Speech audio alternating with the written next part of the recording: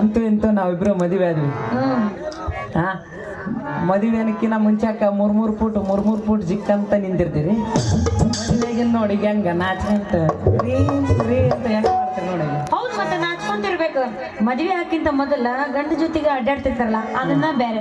ಮದ್ವೆ ಆದ್ಮೇಲೆ ಜೊತೆ ಹಂಗ ಅಡ್ಡಾಡಿದ್ರೆ ಏನಂತಾರ ಗೊತ್ತೇನ, ಅಯ್ಯೋ ಎಂತ ಗಂಡ ಬೇರೆ ಕಟ್ಕೊಂಡ್ರಲ್ಲ ಅಂತಾರ. ಅದಕ್ಕೆ ಸ್ವಲ್ಪ ನಾಚ್ಕೋ ಅಂತ ಬರತ್ತಿದ್ದು. ಈಗ ಹಿಂಗಂತೀರಿ, ನಾಳೆಗ ರೊಟ್ಟಿ ದಪ್ಪ ಆದಂಗೆಲ್ಲ ದುಡ್ಡು ಕೆತ್ತಂಗ್ ಬಿಡ್ಯಾಕ ಬರ್ತೀರಪ್ಪ. ನಾ ಯಾಕೆ ದುಡ್ಡು ಕೆತ್ತಂಗ್ ಬಡೀಲಿ ನೋಡ. ನೀ ಏನಾರು ನನಗೆ ಕಡಿಮೆ ಬಿದ್ದಂಗ ಇಟ್ಕೊಂಡಿ ಅಂದ್ರೆ ಅಕಸ್ಮಾತ್ ನಾನು ನಿನಗೆ ಡುಬ್ಬ ಕೆತ್ತಂಗ್ ಬಡಿತೀನಿ. ನನಗೆ ಏನಾರ ನೀನು ಹಂಗೆ ಏನಾರ ಖುಷಿಯಿಂದ ನೋಡ್ಕೊಳಕತ್ತೆ ಅಂದ್ರೆ ಪ್ರೀತಿಯಿಂದ ನೋಡ್ಕೊತೀನಿ. ಮುಲಾಮಚ್ಚರ್ ನೀವಲ್ಲ, ಕೆತ್ತಂಗ್ ಮಾಡಿದ್ರೆ ಮುಲಾಮಚ್ಚರ್ ನೀವಲ್ಲ. ಹೆಚ್ಚು ಕಾವು ಕೊಡೋಬೇಕು. ಎಲ್ಲದನ ನನ್ನ ನರ್ಸಪ್ಪ ಮಾವ.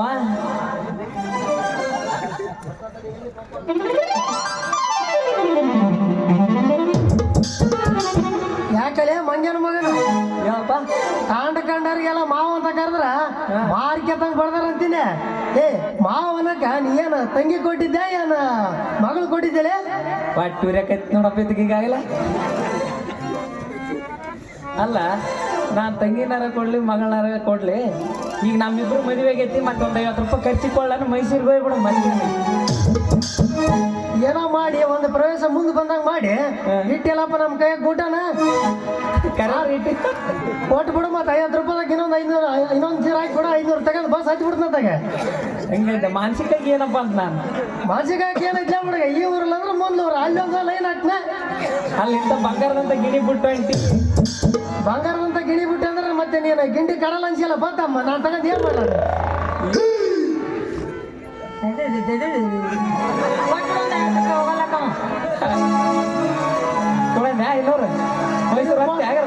ಅದಕ್ಕ ನೋಡಪ್ಪ, ಬಾಬಾ ನನ್ನ ಕಂಡಾಗ ನೀ ಹೆಂಗ್ ಕಾಣ್ತಿ ಗೊತ್ತ? ಈಗ ಹೆಂಗ್ ಕಾಣ್ತ? ಮೈಸೂರು ಮಹಾರಾಜ ಕಂಡಂಗ್ ಕಾಣ್ತೀವಿ ನೋಡ. ಅದಕ್ಕ ನನ್ನ ಮೇಲೆ ಹಾಕಿ ಮಾಡ್ಕೊಂಡ್ ಮೇಲೆ ಕನ್ನಡ ಬಂದಂಗ ಕಾಣತ್ ನೋಡ್ಲಿ ತಮ್ಮ. ಜೋಡಿ ಹೇಳಿ ಮತ್ತೆ ಏನ್ ಹೇಳ್ಬೇಕಪ್ಪ ಇದ್ರ ಬಗ್ಗೆ? ನನ್ನ ತಿಳಿಯಾರ್ದಾಗ ಐತಿ. ಎತ್ತ ನೋಡಿದ್ರೆ ಬರೀ ಕೈ ಕೊಡೋಗ್ಯಾವ ನಮಗೆ. ಹೆಂಗಿನ ಮತ್ತೆ ಹೆಂಗ ನಾನು ಮದ್ದಾರ ಏನಾರ ಸ್ವಲ್ಪ ಭೇಟಿ ಆಗ್ಬೇಕಾಗೈತಿ.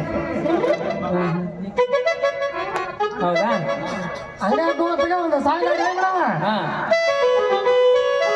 ಮದರಂಗಿ ಬಣ್ಣ ಮಾದಿನಾಗ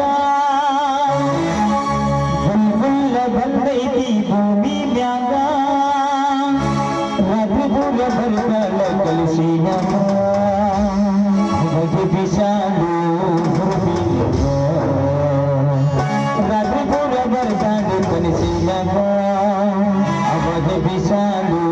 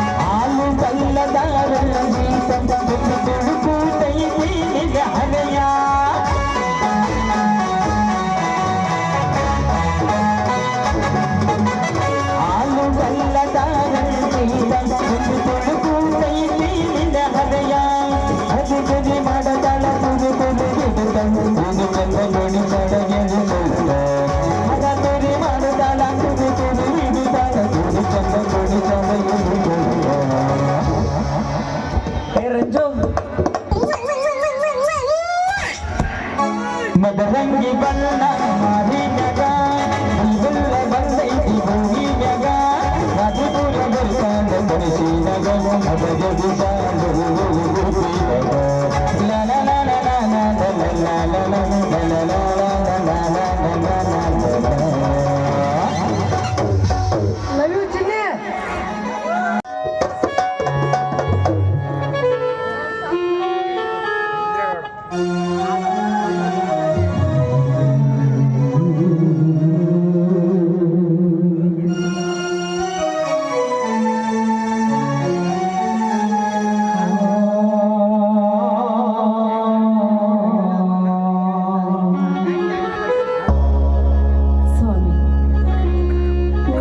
ಹಗಲಿರುಳು ಗತಿಸಿ ಹೋದ ದುರಂತವನ್ನು ನೆನೆಸುತ್ತಾ ಕುಳಿತರೆ ಮರಳಿ ಬರುವುದಿಲ್ಲ ರುದ್ರನ ಮಗಳು. ನೋಡಿ, ಮಗ ಮಾಡಿದ ತಪ್ಪನ್ನು ಮನ್ನಿಸಿ ಅವನಿಗೊಂದು ಮದುವೆ ಮಾಡಿ ಊರು ಬಿಟ್ಟು ದೂರ ಕಳಿಸೋಣ ರೀ. ಅದೇ ಮಗನ ಚಿಂತೆಯಲ್ಲಿದ್ದ ನೀವು 3 ದಿನದಿಂದ ಒಂದು ಅನ್ನ ಕೂಡ ಊಟ ಮಾಡಿಲ್ಲ. ಹೀಗಾದ್ರೆ ನಿಮ್ಮ ಆರೋಗ್ಯದ ಗತಿ ಏನಾಗತ್ತಂತ ಯೋಚನೆ ಮಾಡಿದ್ದೀರಾ? ನಿಮ್ಮನ್ನೇ ನಂಬಿದ ನನ್ನ ಗತಿ ಏನಾಗತ್ತಂತ ನೀವು ಯೋಚನೆ ಮಾಡಿದ್ದೀರಾ? ನೋಡಿ, ಇವತ್ತಾದ್ರೂ ಒಂದ್ ಸ್ವಲ್ಪ ಹಾಲು ಕುಡಿ ಬನ್ನಿ.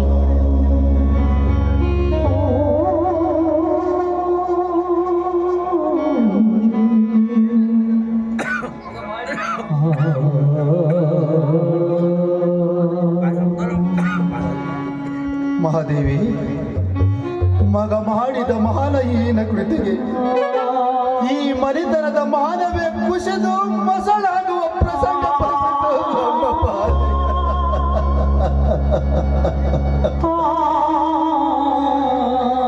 ಪ್ರಾಣಕ್ಕಿಂತ ಹೆಚ್ಚಾಗಿ ಪ್ರೀತಿ ಮಾಡಿದ ಮಗಳ ಪ್ರಾಣವನ್ನೇ ಬಲೆ ಕೊಟ್ಟು ಈ ಮನಿತನದ ಮಾನ ಉಳಿಸಿದ ಅಂತ ಪುಣ್ಯವಂತರ ಋಣ ನಾವು ಯಾವತ್ತೂ ಮರೆಯಬಾರದು.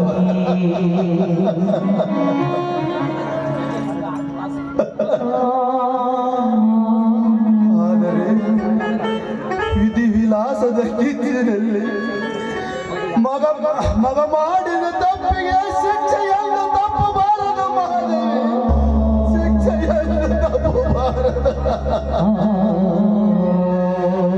ಅದಕ್ಕಾಗಿ ನ್ಯಾಯದ ನಡುಗಮ್ಮದ ಮನೆಯಲ್ಲಿ ನಿಂತು ಒಂದು ನಿರ್ಧಾರ ತೆಗೆದುಕೊಂಡಿದ್ದೇನೆ ಮಹಾದೇವಿ ನನ್ನ ಮನದಲ್ಲಿ. ಮಗ ಮಾಡಿದ ತಪ್ಪಿಗಾಗಿ ಯಾವ ನಿರ್ಧಾರ ತೆಗೆದುಕೊಂಡಿದ್ದೀರಾ ನಿಮ್ಮ ಮನದಲ್ಲಿ? ಮಹಾದೇವಿ, ನಾನು ಕೇಳುವ ಮಾತಿಗೆ ಮರು ಉತ್ತರ ಅಷ್ಟೇ ಕೊಡು, ಹೆಚ್ಚಿಗೆ ಮಾತಾಡಬಾರದು. ಅದು ಯಾವುದು ನಿಮ್ಮ ಮಾತಂತ ಕೇಳಿ. ಮಹಾದೇವಿ, ನಾನು ನಿನಗೇನಾಗಬೇಕು? ರೀ, ನೀವು ನನ್ನ ಕರುಳಿಗೆ ತಾಳಿ ಕಟ್ಟಿದ ಗಂಡ ಅಂದ್ರೆ ನನ್ನ ಪಾಲಿನ ದೇವರು ರೀ. ನೀವು ಗಂಡನ ಆಜ್ಞೆಯನ್ನು ಪಾಲಿಸುವುದು ಸತಿಯಾದವಳ ಧರ್ಮ, ಅದು ಅವಳ ಕರ್ತವ್ಯ ಅಲ್ವೇನ್ರಿ? ಹೌದಲ್ಲವೇ? ಹೌದು. ಒಂದು ವೇಳೆ ಆಜ್ಞೆಯನ್ನು ಪಾಲಿಸಿದರೆ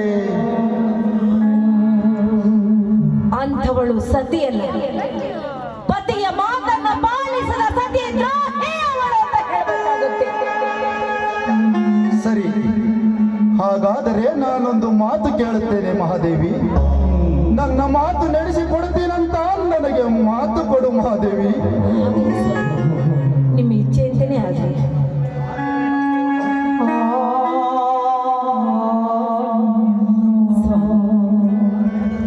ಮಾತಿನ ಮರ್ಮವನ್ನು ತಿಳಿಯದೆ ವಚನ ಕೊಟ್ಟು ವಚನ ಭ್ರಷ್ಟಳಾಗುವುದಕ್ಕಿಂತ ಆ ನಿಮ್ಮ ಅಂತರಂಗದ ಮಾತನ್ನು ಬಹಿರಂಗ ಪಡಿಸಬಹುದಿಲ್ಲ ಸ್ವಾಮಿ. ಯಾಕೆ? ಸತಿಯಾದವಳು ಪತಿ ಆಜ್ಞೆಯನ್ನು ಪಾಲಿಸುವುದು ಸತಿಯ ಧರ್ಮ ಎಂದು ಈಗ ತಾನೇ ನನ್ನ ನಾಲಿಗೆಯಿಂದ ನೀನೇ ನುಡಿದಿರುವಿ. ಅಂದಾಗ ನನ್ನ ಮಾತಿನ ಅಂತರಂಗವನ್ನು ತಿಳಿಯುವ ಅವಶ್ಯಕತೆ ನನಗಿಲ್ಲ. ನನ್ನ ಮಾತು ನಡೆಸಿಕೊಡ್ತೀವೋ ಅಥವಾ ಇಲ್ಲೋ ಅಷ್ಟೇ ಹೇಳು. ದಯವಿಟ್ಟು ನೀವು ಕೋಪ ಮಾಡ್ಕೋಬೇಡಿ. ನಿಮ್ಮ ಮಾತು ಯಾವುದೇ ಇರಲಿ, ಅದನ್ನ ನಡೆಸ್ಕೊಡ್ತೀನಂತ ನನ್ನ ಹೆತ್ತ ತಂದೆ ತಾಯಿ ಮೇಲೆ ಪ್ರಮಾಣ ಮಾಡಿ ಹೇಳ್ತೀನಿ ಸ್ವಾಮಿ. ನಿಮ್ಮ ಮಾತನ್ನ ನಾನು ಖಂಡಿತ ನಡೆಸ್ಕೊಡ್ತೀನಿ, ಖಂಡಿತ ನಡೆಸ್ಕೊಡ್ತೀನಿ. ಅದು ಯಾವ ಮಾತಂತ ಹೇಳಿ ಸ್ವಾಮಿ. ಮಹಾದೇವಿ, ಸತಿ ಧರ್ಮದ ಭಕ್ತಿಯಲ್ಲಿ ಪತಿ ಕುಣಿಯಲೆಂದು ಈ ಹಾಲು ಇವತ್ತು ನನಗೆ ತಂದಿರುವೆ. ಆದರೆ ಇವತ್ತು ಈ ಹಾಲಿನ ಅವಶ್ಯಕತೆ ನನಗಿಲ್ಲ. ನಿನ್ನ ಕೈಯಾರೆ ನಿತ್ಯ 10 ಗಂಟೆಗೆ ಕುಡಿಯುವ ನಿನ್ನ ಮಗ ಕುಡಿಯಬೇಕು. ಆದರೆ ನಿನ್ನ ಮಗ ಕುಡಿಯುವ ಈ ಹಾಲಿನಲ್ಲಿ ಈ ಹಾಲಿನಲ್ಲಿ ವಿಷ ಹಾಕಿ ಕೊಂದು ಬಿಡು ನಿನ್ನ ಮಗನನ್ನ.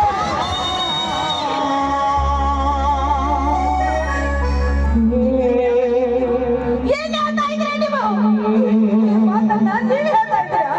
ಇಲ್ಲ, ಇಲ್ಲ, ಇಲ್ಲ, ಇಲ್ಲ, ಇಲ್ಲ.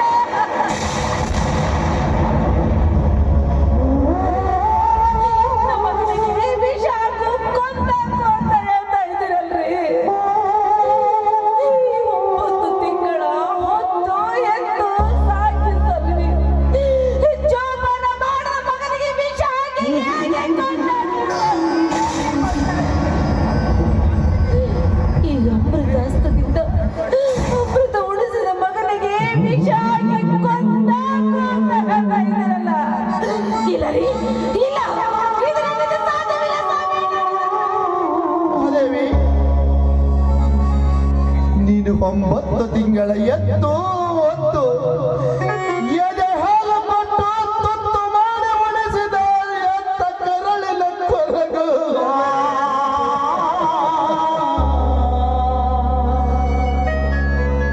ಆದರೆ ವಿಧಿ ವಿಲಾಸದ ದುರಂತದಲ್ಲಿ ಎತ್ತ ಮಗನನ್ನು ಬರೆ ತೆಗೆದುಕೊಳ್ಳುವ ಎತ್ತವರ ಹಣಬರದಲ್ಲಿ ಆ ಬ್ರಹ್ಮ ಬರೆದಿರುವಾಗ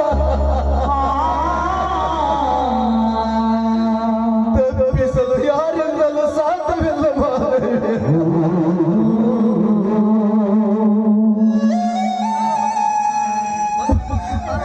ಮಗನೆಂಬ ಮಮಕಾರವನ್ನು ಬಲದಲ್ಲಿ ಸುಟ್ಟು ಹಾಕು. ನಿನ್ನ ಹೆತ್ತ ಮಗನನ್ನು ಬಲಿ ತೆಗೆದುಕೊಳ್ಳುವ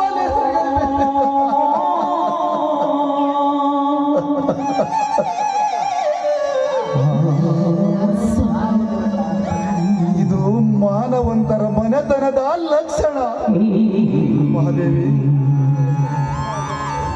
ಈ ಮಾನವಂತರ ಮನೆತನವನ್ನು ಉಳಿಸಲು ಮುಂದಾಗು. ಇದು ನಿಜವಾದ ಮಾನವಂತರ ಮನಸ್ಸಿನ ಲಕ್ಷಣ. ಮಹಾದೇವಿ, ನಾ ಕೇಳುವುದು ಒಂದೇ ಮಾತು. ಸ್ವಾಮಿ, ಮಗ ಸಾಯ್ತನ್ನಲ್ಲ ಅಂತ ನಾನು ಚಿಂತೆ ಮಾಡ್ತಾ ಇಲ್ಲ ರೀ.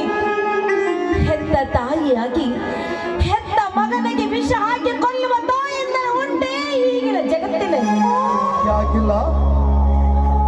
ದೈವ ಪರೀಕ್ಷಿಸಲು ನಿಂತಾಗ ಭಕ್ತ ಸಿರಿಯಾಳನ ಹೆಂಡತಿ ಚಂದ್ರಮತಿಯ ತನ್ನ ಮಗನನ್ನು ಬಲಿ ಕೊಡಲಿಲ್ಲವೇ? ಬಾಲಚಂದ್ರನ ಹೆಂಡತಿ ಹನಿಸಿಯಾಳ ಗಂಡನ ಮಾತಿಗೆ ತನ್ನ ಮಗನನ್ನು ಬಲಿ ಕೊಡಲಿಲ್ಲವೇ?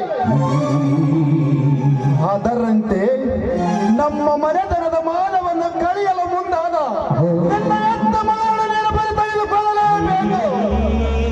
ಎತ್ತ ಮಗನನ್ನು ಬಲಿ ತೆಗೆದುಕೊಳ್ಳಲೇಬೇಕು ಮಹಾದೇವಿ.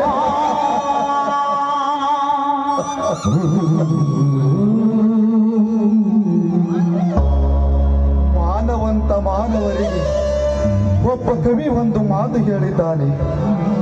ಪ್ರಾಣ ಹೋದರೂ ಮಾನಬೇಕು, ಪ್ರಾಣ ಹೋದರೂ ಮಾನಬೇಕು ಎಂಬ ಯಾಳಿಗೆ ಕವಿಗಳ ನುಡಿಯನ್ನು ಮರೆದರು ಮಹಾದೇವಿ ನನ್ನ ಮಗನಲ್ಲಿ.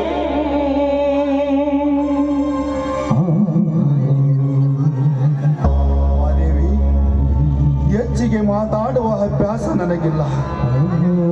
ಆದರೆ ಈ ಒಂದೇ ಮಾತು. ಯಾವುದರಿ ಅದು ನಿಮ್ಮ ಮಾತು? ಮಹಾದೇವಿ,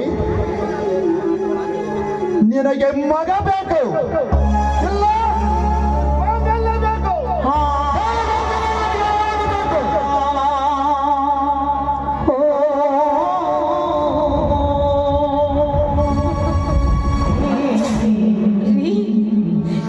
ಈ ರೀತಿ ನೀವು ಪ್ರಶ್ನೆ ಕೇಳಿದ್ರೆ ನಾನು ನಿಮ್ಗೆ ಏನಂತ ಉತ್ತರ ಕೊಡ್ಲಿ ಸ್ವಾಮಿ? ನಾನು ನಿಮಗೆ ಏನಂತ ಉತ್ತರ ಕೊಡ್ಲಿ? ಏನು ಅಂದ್ರೆ ಮಗ ಮತ್ತು ಮಾಂಗಲ್ಯ ಇವು ಎರಡು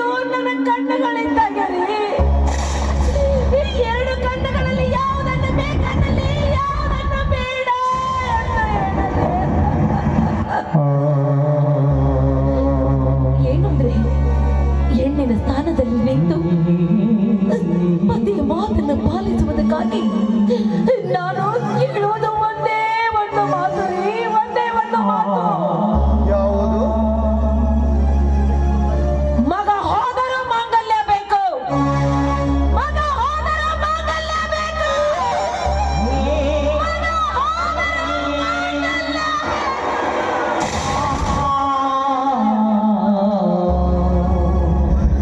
ಮಹಾದೇವಿ, ಇದೇ ಅಲ್ಲವೇ ಸತ್ಯ ಧರ್ಮ? ಇದೇ ಅಲ್ಲವೇ ಹೆಣ್ಣಿನ ಧರ್ಮ?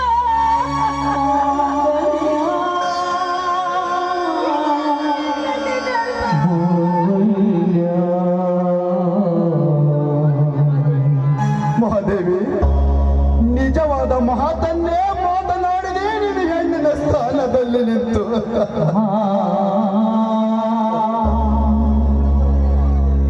ಮಹಾದೇವಿ, ಈಗ ಮಾಂದೇಶ ಬರುವ ಸಮಯ. ಎತ್ತ ತಾಯಿಯ ಕೈಯಿಂದ ಹಾಲು ಕುಡಿಬೇಕೆಂಬ ಹಂಬಲ ಅವನ ಮನದಲ್ಲಿ ತುಂಬಿಕೊಂಡಿರುತ್ತದೆ.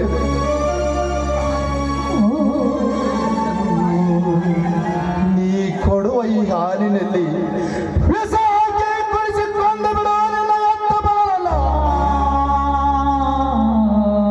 ಒಂದು ಹೇಳಿ ಹೊತ್ತು ಮುಳುಗದರೊಳಗಾಗಿ ನಿನ್ನ ಎತ್ತ ಮರವನ್ನು ನೀನು ಕೊಲೆ ಮಾಡದೆ ಹೋದರೆ ನಿನ್ನ ಕೊರಳಿಗೆ ಮಾಂಗಲ್ಯ ಕಟ್ಟಿದ ನನ್ನ ಗಂಡ ಎಂದ ರಾತ್ರಿ ಆತ್ಮಹತ್ಯೆ ಮಾಡಿಕೊಂಡು ಸಾಯುತ್ತಾರೆ. ಮಹಾದೇವಿ, ಮತ್ತೆ ನಮ್ಮಿಬ್ಬರನ್ನು ಉಳಿಸಿ ನೀನು ಸತ್ತರೆ ನಿನಗೇನು ನಾನಾಗಿದ್ದರೇನು? ಯಾವುದು ಉಳಿಸಿಕೊಳ್ಳಬೇಕು, ಯಾವುದು ಕಳೆದುಕೊಳ್ಳಬೇಕು ನಿರ್ಧಾರ ನಿನಗೆ ಬಿಟ್ಟಿದ್ದು.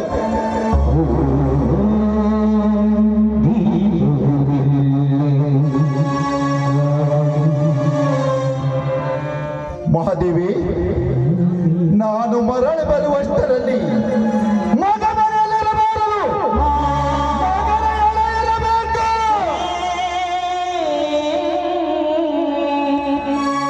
ಒಂದು ವೇಳೆ ಮಗನ ಇಲ್ಲದಿದ್ದರೆ ನಿನ್ನ ಕೊರಳಲ್ಲಿರುವ ಈ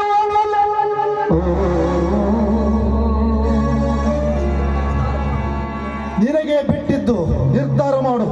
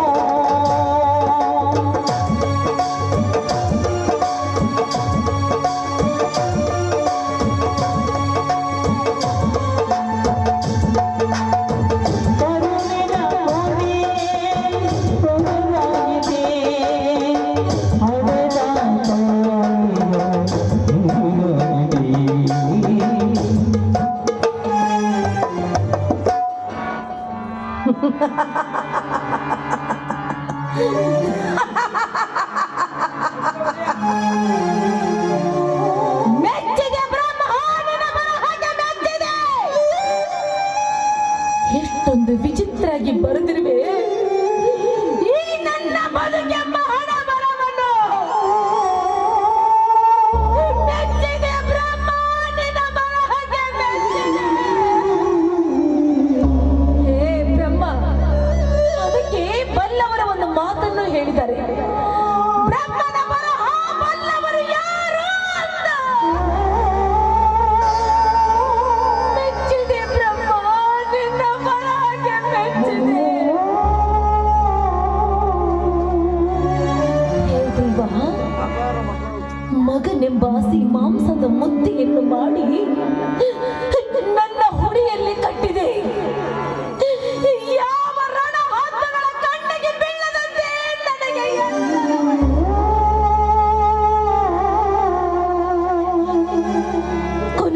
ಮಾಡಿದ್ದೇನು?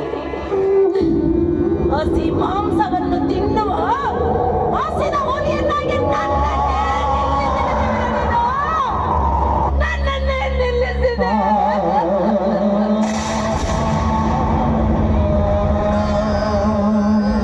ಹಸಿ ಮಾಂಸ ತಿಂದರೆ ಬಲು ವಿಷಯ ನನಗೂ ಗೊತ್ತು. ಆದ್ರೆ ಏನ್ ಮಾಡ್ಲಿ? ತಿನ್ನದೆ ಹೋದರೆ ನರಕಕ್ಕೆ ದಾರಿಯನ್ನು ಕಟ್ಟಪ್ಪನೆ ಕಟ್ಟಿದ್ದಾರೆ ನನ್ನವರು. ಹೀಗಿದ್ದಾಗ ನಾನು ಯಾವ ಕೃತಿಯನ್ನು ಕೈಯಲ್ಲಿ ಯಾವ ಕೃತಿಯನ್ನು ತಿರಸ್ಕರಿಸಲಿ?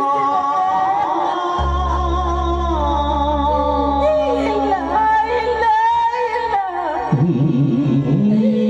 ಎಂತ ಮಗನನ್ನು ನಾನು ಹೇಗೆ ನಿಜ ಆಗಿ ಕೊಂದಾನೆ? ಇಲ್ಲ, ಇದು ನನ್ನಿಂದ ಸಾಧ್ಯವಿಲ್ಲ.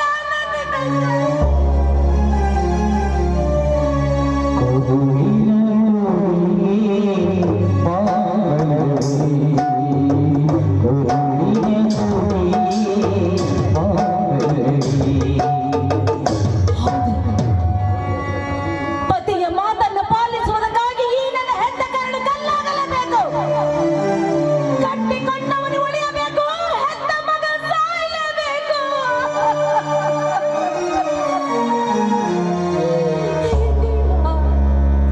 ಈ ಪಾಪದ ಹೆಣ್ಣು ಬದುಕಬಾರದು ಅನ್ನೋ ಇಚ್ಛೆ ನಿನ್ನದಾಗಿದ್ರೆ ನನ್ನನ್ನು ಯಾಕೆ ಈ ಪುಣ್ಯ ಭೂಮಿ ಮೇಲೆ ಜಾರಿಸಿದೆ?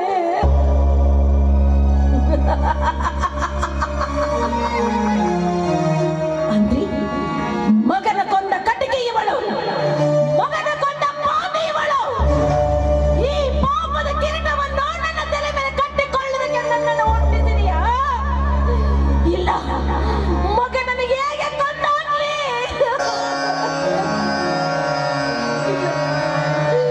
ನನ್ನ ಮಗನನ್ನು ನನ್ನ ಸಾಯಿಸಲೇಬೇಕು. ನನ್ನ ವಿಷ ಹಾಕಲೇಬೇಕು.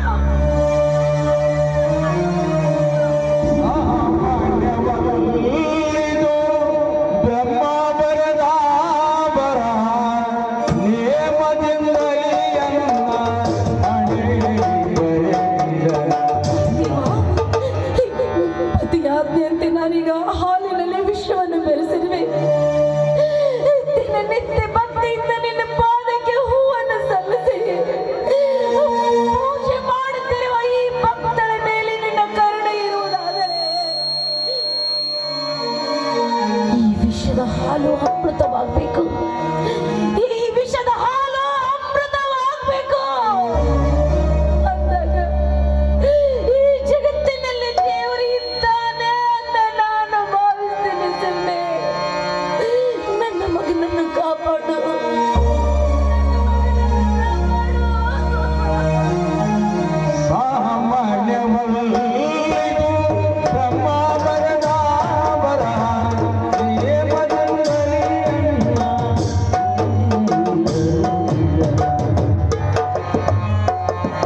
ಏನಮ್ಮ ಮಗು ಮನೆಗೆ ಬರೋಷ್ಟರಲ್ಲಿಯೋ ಮನೆ ಬಾಗಿಲಲ್ಲಿಯೋ ಅಂಗೈಯಲ್ಲಿ ಹಾಲಿನ ಗ್ಲಾಸು ಹಿಡಿದುಕೊಂಡು ನಿಂತಿರುವೆಯಲ್ಲ, ಎಷ್ಟಮ್ಮ ಈ ನಿನ್ನ ಮಗನ ಮೇಲೆ ಪ್ರೀತಿ ವಾತ್ಸಲ್ಯ? ನಿನ್ನಂತ ತಾಯಿಯನ್ನು ಪಡೆಯಬೇಕಾದರೆ ನಿನ್ನ ಹೊಟ್ಟೆಯಲ್ಲಿ ಹುಟ್ಟಿದ ಮಕ್ಕಳು ಎಷ್ಟು ಪುಣ್ಯ ಮಾಡಿರಬೇಕು. ಎಷ್ಟೋ ತಾಯಂದಿರನ್ನು ನಾನು ನೋಡಿದ್ದೇನೆ, ಆದರೆ ನಿನ್ನಂತ ತಾಯಿಯ ಕರುಳು ನಾನು ಎಲ್ಲಿಯೂ ಕಂಡಿಲ್ಲ. ನಿಜ ಮಾತೇಶ. ಪ್ರೀತಿ, ಮಮತೆ, ವಾತ್ಸಲ್ಯ ತೋರಿಸುವಂತ ಎಷ್ಟೋ ತಾಯಂದಿರನ್ನ ನೀನು ಕಂಡಿರ್ಬೋದು. ಆದ್ರೆ ಮಗನ ಮೇಲೆ ಮಮಕಾರ ಹೆಚ್ಚಾಗಿ ಇಂಥ ಹಾಲು ಕುಡಿಸುವ ತಾಯಿನ ನೀನು ಎಲ್ಲಿ ಕಂಡಿರ್ಲಿಕ್ಕಿಲ್ಲ. ನೀನು ಎಲ್ಲಿ ಕಂಡಿರ್ಲಿಕ್ಕಿಲ್ಲ. ನನ್ನ ಹೊಟ್ಟೆಯಲ್ಲಿ ಬಂದ ಸತ್ವ ಪರೀಕ್ಷೆಗೆ ನನ್ನ ಹೊಟ್ಟೆಯಲ್ಲಿ ಹುಟ್ಟಿದ್ದು ನಿನ್ನ ಪುಣ್ಯವೋ? ನಿನ್ನಂತ ಮಗನಿಗೆ ಜನ್ಮ ಕೊಟ್ಟಿದ್ದು ನನ್ನ ಪುಣ್ಯವೋ ಗೊತ್ತಿಲ್ಲ. ಮೊದಲು ಹಾಲು ಕುಡಿ, ಆಮೇಲೆ ನೀ ಹೇಳಿದನ್ ಕೇಳಿ ಯಾಕಮ್ಮ ಯಾಕಮ್ಮ ಕಣ್ಣಲ್ಲಿ ಮಗನಿಗೆ ಹಾಲು ಕುಡಿಸುವ ಸಂತೋಷಕ್ಕಾಗಿ ಅಪ್ಪ ಈ ಕಣ್ಣೀರು. ಹೌದೇ? ಸಂತೋಷಕ್ಕಾಗಿ ಯಾವತ್ತೂ ಕಣ್ಣೀರು ಹಾಕಬಾರದು ತಾಯಿ, ಹಾಕಬಾರದು. ಮೊದಲು ಈ ಹಾಲು ಕೊಡಿ, ತಗೋ. ಅಮ್ಮ, ಇವತ್ತು ನನ್ನ ಹುಟ್ಟುಹಬ್ಬ. ಬಹುಶಃ ನೀವಿಬ್ಬರು ಯಾವುದೇ ವಿಷಯದಲ್ಲಿ ನನ್ನ ಹುಟ್ಟುಹಬ್ಬ ಆಚರಿಸೋದನ್ನು ಮರೆತಿದ್ದೀರಿ. ನನ್ನ ಹುಟ್ಟು ಹಬ್ಬದ ದಿವಸ ಎತ್ತ ತಾಯಿಯ ಕೈಯಿಂದ ಹಾಲು ಕುಡಿಯುವ ಮುನ್ನ ನಿನ್ನ ಹತ್ತಿರ ಒಂದು ಮಾತು ಹೇಳುವುದಿದೆ. ಆ ಮಾತಿಗೆ ನೀನು ಉತ್ತರ ಕೊಡಬೇಕು. ಆಮೇಲೆ ನಾನು ಈ ಹಾಲು ಕುಡಿಯುವೆ. ತಾರಮ್ಮ, ಇಲ್ಲಿ ಹಾಲು.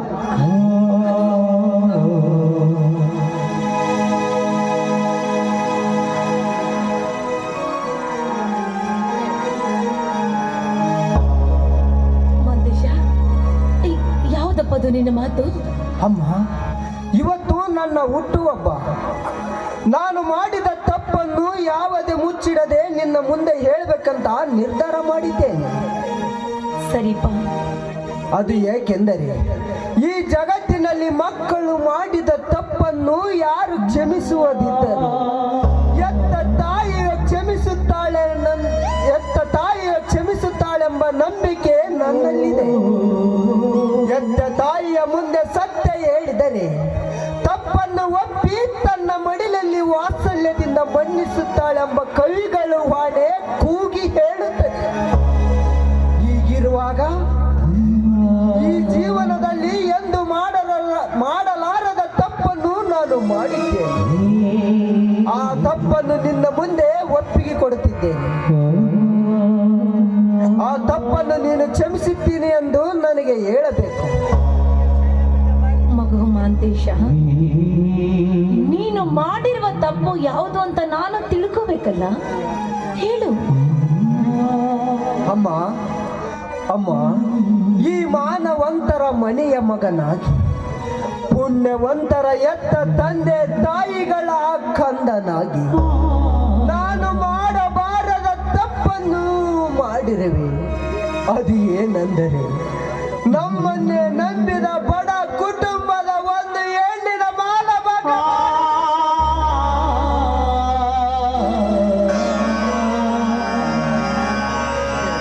ನಾ ಮಾಡಿದ ತಪ್ಪಿಗೆ ಆತ್ಮಹತ್ಯೆ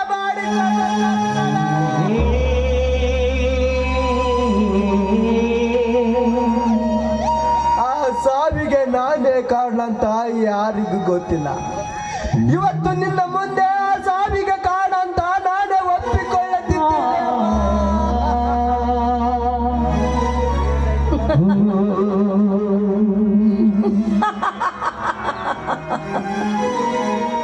ಯಾಕಮ್ಮ ನಗ್ತಾ ಇದೀಯಾ?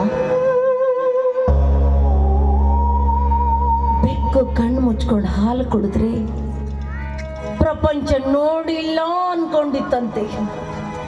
ಅಂದರೆ ಈ ವಿಷಯ ನಿಮಗೆ ಗೊತ್ತು? ಅಯ್ಯೋ, ಇಲ್ಲಪ್ಪ, ಈ ವಿಷಯ ನನಗೆ ಗೊತ್ತಿಲ್ಲ. ಈಗ ನೀನು ಹೇಳಿದಿಲ್ಲ, ನಿನ್ನಿಂದ ತಿಳ್ಕೊಂಡೆ. ಹೌದೇ? ನೋಡಮ್ಮ, ಇವತ್ತು ನಿನ್ನ ಪಾದ ಇಂಥ ತಪ್ಪು ಮತ್ತೆ ನಾನೆಂದಿಗೂ ಮಾಡಲ್ಲ. ನನಗೆ ಹೆಂಡತಿಯಾಗಿ ಬರುವ ಹೆಣ್ಣನ್ನು ಬಿಟ್ಟು ಈ ಜಗತ್ತಿನಲ್ಲಿ ಎಲ್ಲ ಹೆಣ್ಣು ಮಕ್ಕಳು ನನ್ನ ಎತ್ತ ತಾಯಿಯಂತೆ ಕಾಣುತ್ತೇನೆ ಅಮ್ಮ.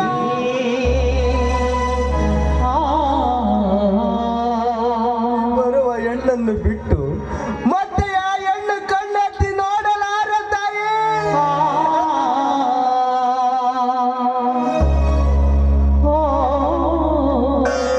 ಆದರೆ ಈ ಒಂದು ಮಾತನ್ನು ಕ್ಷಮಿಸಲೇಬೇಕು. ನಿನ್ನ ಬಾಯಿಂದ ಮಗಳೇ, ಈ ತಪ್ಪನ್ನು ನಾನು ಕ್ಷಮಿಸಿದ್ದೀನಿ. ಇವತ್ತಿನಿಂದ ನನ್ನ ಮಗನಾಗಿ ಬದುಕು. ನನ್ನ ಆಶೀರ್ವಾದ ಇದೆ ಅಂತ ನನ್ನ ಮಸ್ತಕದ ಮೇಲೆ ನಿನ್ನ ಅಮೃತ ಹಸ್ತವನ್ನು ಇಟ್ಟು ಆಣೆ ಮಾಡಿ ಹೇಳಬೇಕು ನೀನು. ಅಂದಾಗ ಮಾತ್ರ ನಾನು ಇವತ್ತು ಈ ಹಾಲು ಕುಡಿವೆ. ಅಲ್ಲಿವರೆಗೂ ಈ ಹಾಲು ಕುಡಿಯಲಾರೆ ತಾಯಿ.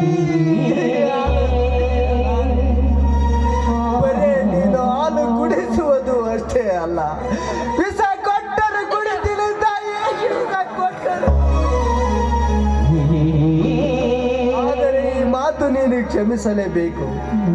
ಹೇಳಮ್ಮ, ಯಾಕೆ ಮೌನವಾಗಿ ನಿಂತಿರುವಿ?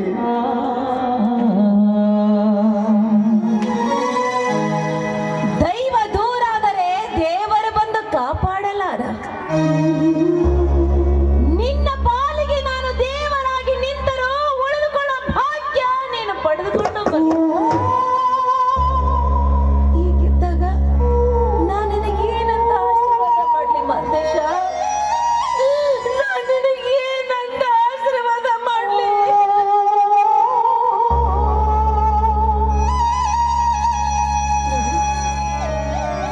ಮಕ್ಕಳಿಗಿಂತ ತಾಯಿ ದೊಡ್ಡೋಳು.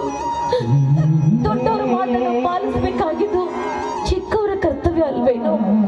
ನೀನು ಮೊದಲು ಹಾಲು ಕುಡಿ, ಆಮೇಲೆ ನೀನು ಎಷ್ಟು ಆಶೀರ್ವಾದ ಮಾಡು ಅಂತ ಹೇಳ್ತೀಯ ಅಷ್ಟು ಆಶೀರ್ವಾದ ನಾನು ಮಾಡ್ತೀನಿ ಕಂದ. ಈ ಮಾತು ಸತ್ಯವೇನಮ್ಮ? ಸತ್ಯವಾಗೂ ಹೇಳ್ತಾ ಇದ್ದೀನಪ್ಪ. ಸರಿ, ಮೊದಲು ಎತ್ತವಳ ಆಸೆಯೇ ಗೆಲ್ಲಲಿ. ಅಮ್ಮ, ತೆಗೆದುಕೊಂಡು ಬಾರಮ್ಮ ಹಾಲು. ಆ, ಆ,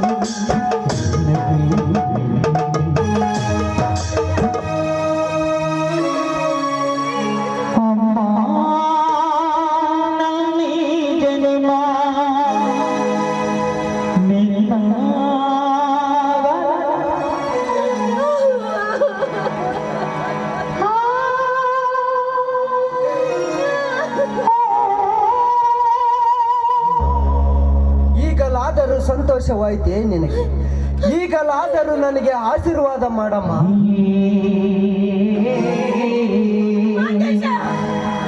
ನಾನು ನಿನಗೇನಂತ ಆಶೀರ್ವಾದ ಮಾಡ್ಲಿ ಮಂಜೇಶ? ನಿನಗೆ ಆಶೀರ್ವಾದ ಮಾಡಷ್ಟು ಭಾಗ್ಯ ಈ ತಾಯಿ ನಿನ್ನ ಪಾಲಿಗೆ ಆಶೀರ್ವಾದ ಮಾಡುವಂತ ತಾಯಿ ನಾನಾಗ್ಲಿಲ್ವೋ? ನಿನ್ನ ಪ್ರಾಣವನ್ನು ತೆಗೆದುಕೊಳ್ಳುವಂತ ನಿನ್ನ ಪಾಲಿನ ಯಮ ನಾನಾದೆ. ಪಾಲಿನ ಮೃತ್ಯು ದೇವತೆ ನಿಜ ಮಂದೇಶ, ನೀನು ಮಾಡಿರುವ ತಪ್ಪು ನಮಗೆ ಮೊದಲೇ ಗೊತ್ತಾಗಿತ್ತು. ಅದಕ್ಕೆ ನಿಮ್ಮ ತಂದೆಯವರು ಕಟ್ಟಪ್ಪನ ಕಟ್ಟಿದ್ರು ಮಂದೇಶ. ಏನೆಂದು? ನೀನು ಬದುಕಬಾರದು ಅಂತ. ನೀನು ಕುಡಿದಿದ್ದು ಹಾಲಲ್ಲಪ್ಪ, ಕಾರ್ಕೋಟಕ ವಿಷ ಮಗನೇ, ವಿಷ ಕುಡಿದೆ.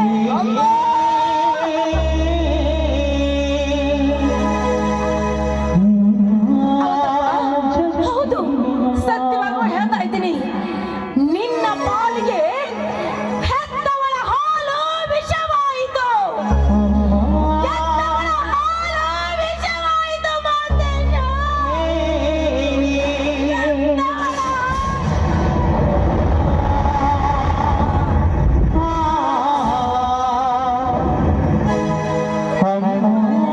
ಇನ್ನು ನಾನು ತಾಯಿ ಆಗ್ಲಿಲ್ಲ ಕಂದ. ಒಳಗೆ ಸದಾ ನಿಲ್ಲದೆ ಬಿಡಿದಿದೆಯಮ್ಮ. ಅಮ್ಮ, ನನ್ನ ಜನ್ಮ ನಿನ್ನ ವರದಾನ ಬಾಬಾ.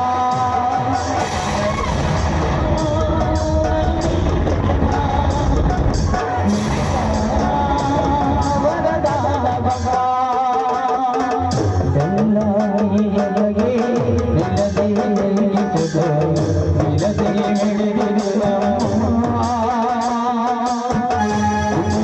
ಭಯವಿಲ್ಲದ ಈ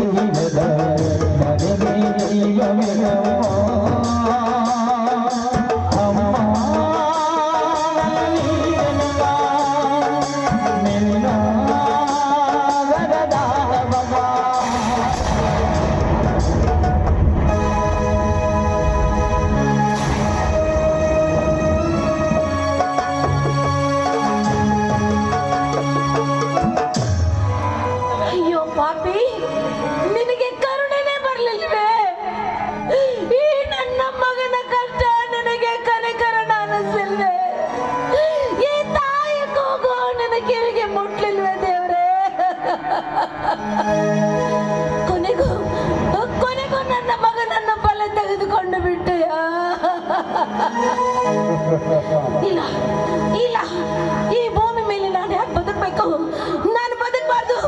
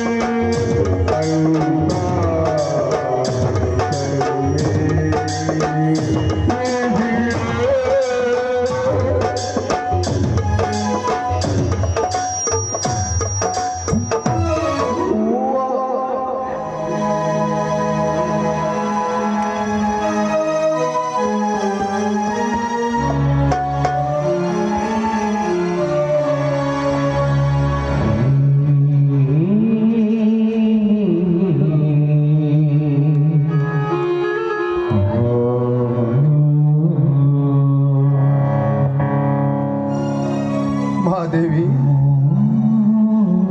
ಯಾಕೆ ಮೌನ ತಾಳೆ ನಿಂತಿರುವಿ ಮಹಾದೇವಿ? ನಿನ್ನ ದುಃಖದ ಕಡಲು ನನಗೆ ಅರ್ಥ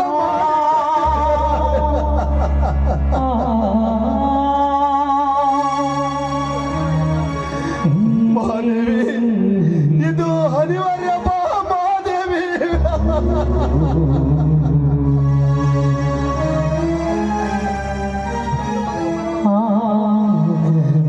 ಮಹಾದೇವಿ, ಎಂದು ಮಗ ಮರಣ ಹೊಂದಿಲ್ಲ ಮಹಾದೇವಿ.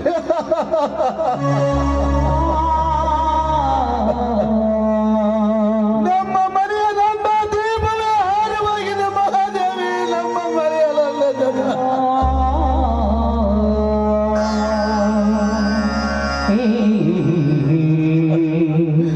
ಮಹಾದೇವಿ, ನಾನು ಇಷ್ಟೊಂದು ಮಾತನಾಡುವೆ, ನೀನೇಕೆ ಮೌನ ತಾಳಿ ನಿಂತಿರುವೆ?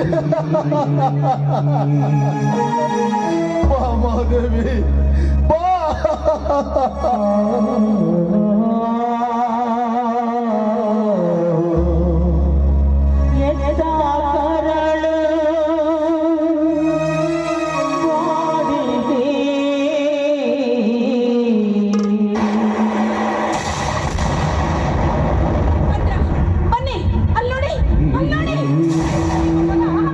ನಿಮ್ಮ ಮಗ ಹೇಗೆ ಹೆಣವಾಗಿ ಬಿದ್ದಿದ್ದಾರೆಂದು ನೋಡಿ.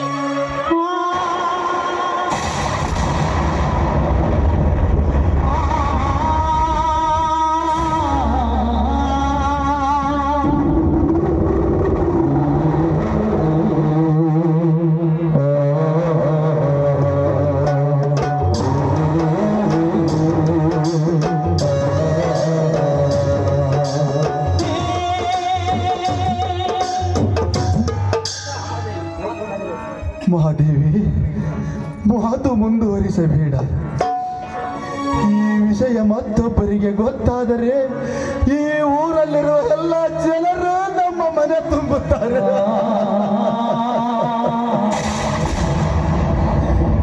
ಜನರಿಗೆ ಗೊತ್ತಾಗುವಂತರಲ್ಲಿ ಮಗನ ಶವದ ಸಂಸ್ಕಾರ ನಡೆದು ಹೋಗಲಿ ಮಹಾದೇವಿ.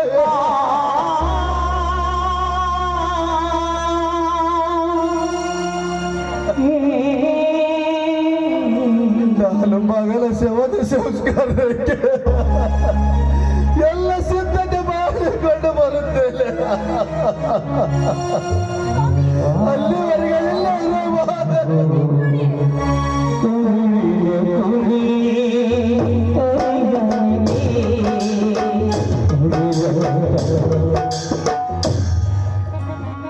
ಸ್ವಾಮಿ, ಯಾಕೋ ಗೊತ್ತಿಲ್ಲ ರೀ,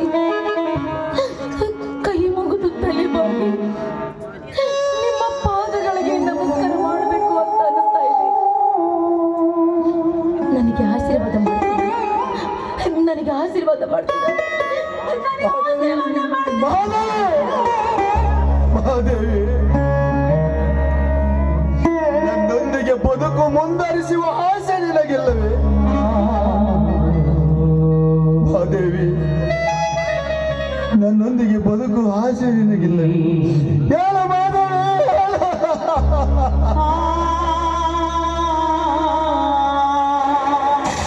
ಮಹಾದೇವಿ, ಈ ನಾ ಮಾಡಿದ ಕೃತ್ಯ ನಿನ್ನ ಮನಸ್ಸಿಗೆ ತಪ್ಪು ಎನಿಸಿದರೆ ನಿನ್ನ ಕೈಯಾರೆ ಒಂದು ದಿವಸ ಕೊಟ್ಟು ಬಿಡು ಮಹಾದೇವಿ, ನಾನು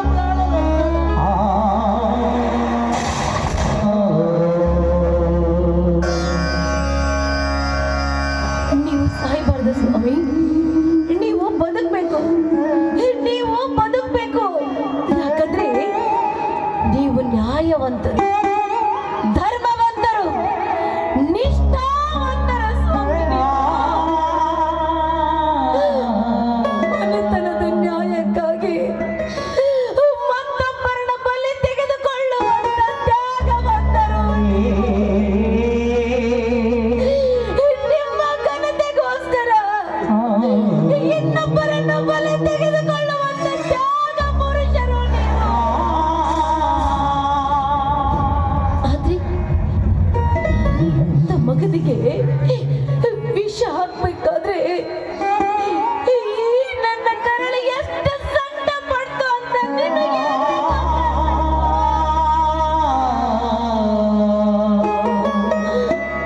ಏನಂದ್ರೆ ಮಗನಿಗೆ ವಿಷ ಕುಡಿಸಿ ಅರ್ಧ ವಿಷ ನಾನು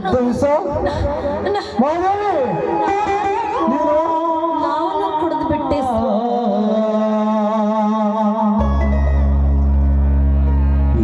ಹೌದು ಸ್ವಾಮಿ, ಸತ್ಯವನ್ನೇ ಹೇಳ್ತಾ ಇದ್ದೀನಿ.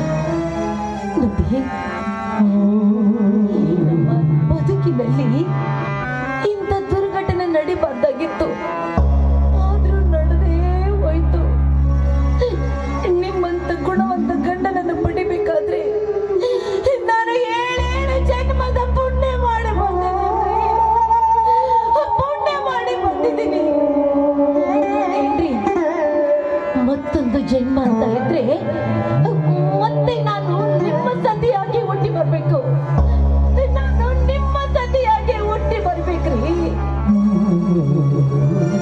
ಈ ಬಾಳೆ ಹೀಗೆ ಸ್ವಾಮಿ, ಬದುಕಿದು ಜಟಗ ಬಂಡಿ, ಬದುಕಿದು ಜಟಗ ಬಂಡಿ. ವಿಧಿಯದರ ಸಾಹೇಬ, ವಿಧಿಯದರ ಸಾಹೇಬ, ಮದುವೆಗೋ ಮಸಣಕು ಕರದತ್ತವಯ್ಯೋ ಮಂಕುತಿಮ್ಮ.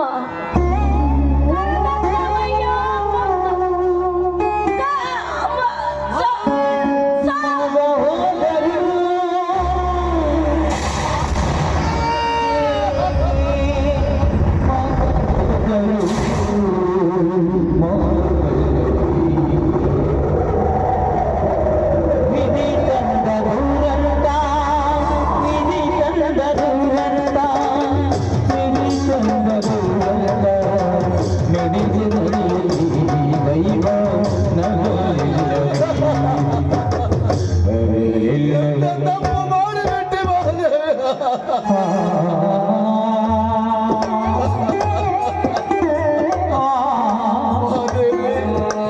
ಮಹಾದೇವಿ, ನನ್ನೊಂದಿಗೆ ಬದುಕು ಮುಂದುವರಿಸುವ ಆಸೆ ನಿನಗಿಲ್ಲವೆಲ್ಲ ಮಹಾದೇವಿ.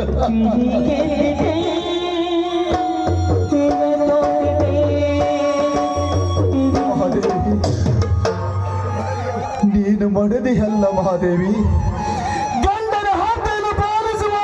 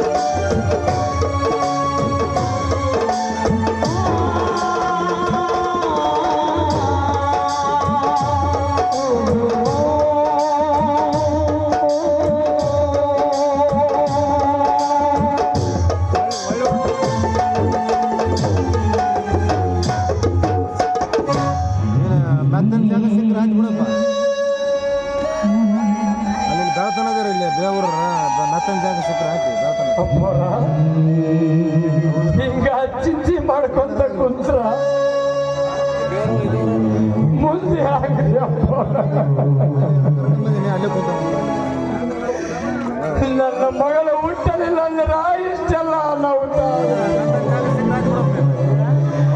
ನನ್ನ ಮಗಳ ಹುಟ್ಟಿ ನಿಮ್ಮ ಮನೆ ಮಸಳವಾಗಿತ್ತು.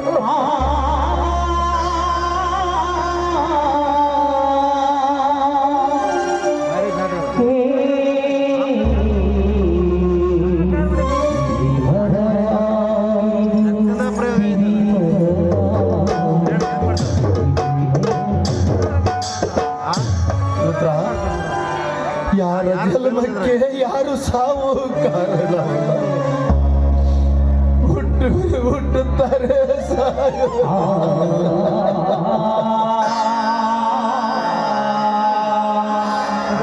ಬರೇ ಹುಚ್ಚು ಪ್ರಬಲ ಬಡದಾಡುವ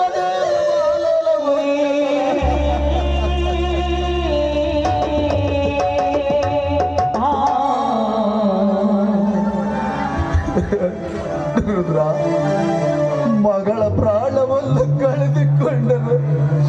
ಈ ಮನತನದ ಮಾನ ಉಳಿಸಲ ಇನ್ನಂತ ಪುಣ್ಯ ತರಗುಡಲಾವ ಯಾವ.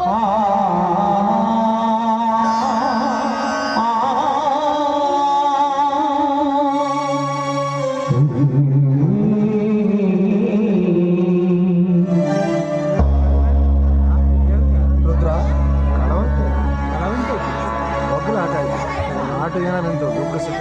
ಇವತ್ತು ಮಾಲಕ್ಕಾಗಿ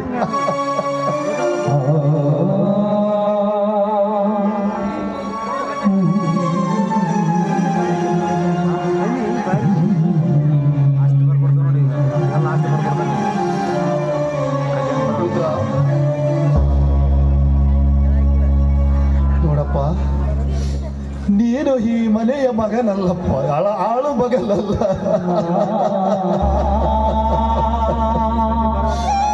ಈ ಮನೆಯ ಮಗಳ ಪಾಲಿನ ಈ ಮನೆಯ ಮಗ.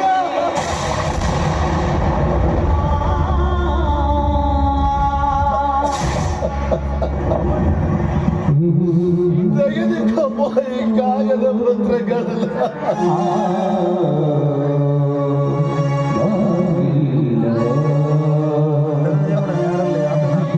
ಅಪ್ಪರ ಇದರಲ್ಲಿ ಏನಿದೆ ಅಪ್ಪರ? ರುದ್ರ, ನಮ್ಮ ಮನೆಯ ಆಸ್ತಿ, ಅಂತಸ್ತು, ಐಶ್ವರ್ಯ, ಸಿರಿ ಸಂಪತ್ತು, ಇದು ಎಲ್ಲ ಸಿರಿ ಸಂಪತ್ತು ನಿನ್ನ ಹೆಸರಿಗೆ ಬರೆದಿದ್ದೇನಪ್ಪ.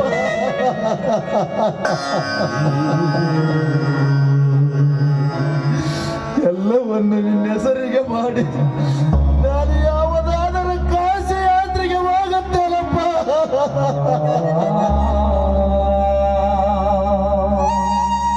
ಹೋಗು, ಊರಿನ ಜನರನ್ನು ಎಲ್ಲರನ್ನು ಕರೆದುಕೊಂಡು ಬಾ. ಈ ಊರಿನ ಜನರ ಸಮ್ಮುಖದಲ್ಲಿ ಈ ಮಾತನ್ನ ರಾಜನ ಮಗ ಅಂತ ಹೇಳಿ ಸಮ್ಮುಖದಲ್ಲಿ ಒಪ್ಪಿಸಿ ಹೋಗುತ್ತಿದ್ದೇನಪ್ಪ.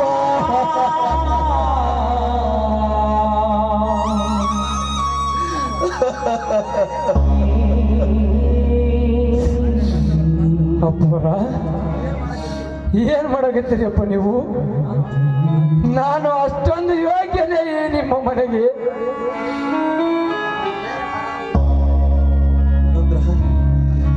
ನನ್ನ ಮನೆಯ ಮಾನ ಉಳಿಸಿದ್ದಕ್ಕೆ ನಾನು ಅರ್ಥ ಮಾಡಿಕೊಂಡಿದ್ದೇನಪ್ಪ. ನಿನ್ನಂತ ಋಣ ಪುಟ್ಟಿಸುವ ಈ ಮನೆಗೆ ನೀನೊಬ್ಬನೇ ತಕ್ಕ ಮಗ ಅಂತ.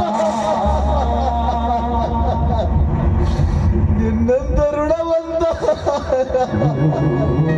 ನೀನೊಬ್ಬನೇ ಅಂತ. ರುದ್ರ, ಹೋಗಪ್ಪ, ಹೋಗಿ ಊರಿನ ಜನರನ್ನು ಕರೆದುಕೊಂಡು ಬಾ. ಹೋಗಲು ಹೋಗಿ ಕರೆದುಕೊಂಡು ಬಾ.